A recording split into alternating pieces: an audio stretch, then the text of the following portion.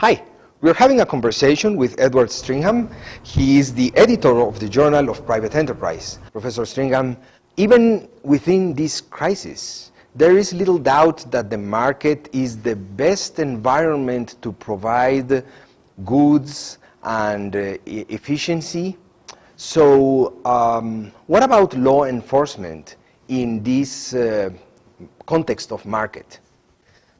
My opinion is that markets are so successful at providing all sorts of goods that we look at. Governments, in contrast, are unsuccessful at providing all types of goods. And I would argue that we should extend this logic and apply it to law enforcement, too. So things that most people traditionally assume must be provided by government, such as courts and police, increasingly today are even being provided privately, through things like arbitration or mediation or private security in shopping malls and colleges. All around the world, we can look out and see lots of examples of privately provided law enforcement. But many people fear that, what about who protects me if I don't pay for the private police, for example?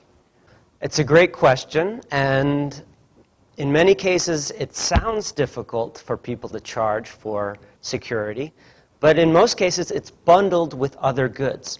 So when you go to the shopping mall, they provide a place to shop, but they also want it to be extremely safe. So bundled with the provision of the shopping mall are other associated public goods, such as security. When you go to a private college, bundled with the service of education is the service of security. So what private institutions can do is bundle what otherwise would be considered public goods, bundle that with the provision of a private good. And well, this sounds well in a closed environment, such as a mall or as a college, but what about the streets? What about the roads? What about the city? Implicit in most people's assumption about why markets cannot supply certain goods and services such as police or security is assuming that government needs to own all of the property in a society. Well, once government owns the roads, owns the streets, it becomes a commons, and there's much less incentive for those to be policed privately. As we see those things privately owned, such as in Disneyland or corporate office parks, the landowner benefits by providing those things, and it will actually increase the rent of the streets and the neighborhoods, the apartments, if they can have private security. That said, even in a world with government-owned streets, we can see increases, large increases in the amount of private policing.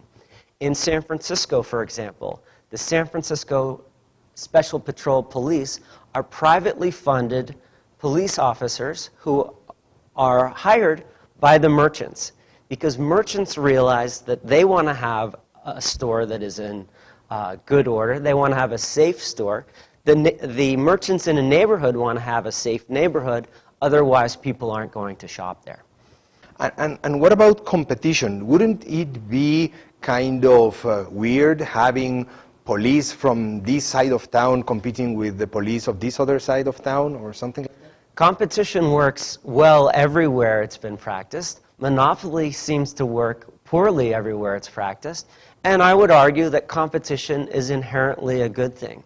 So the fact that a merchant has the ability to contract with a certain private security agency means that the private security agencies have to compete for those services. They have to compete to say to the merchant, we are worth it. We are going to provide good services to you.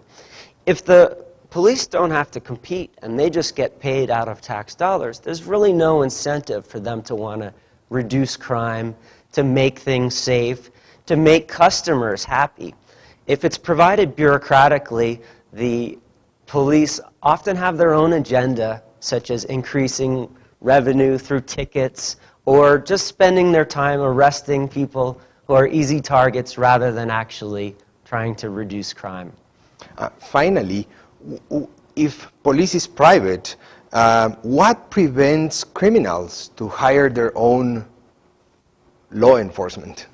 We can think of all of these hypothetical situations, but if you look at what happens in the world today, it's merchants who are hiring law enforcement. It's apartment buildings who are hiring law enforcement. It's colleges.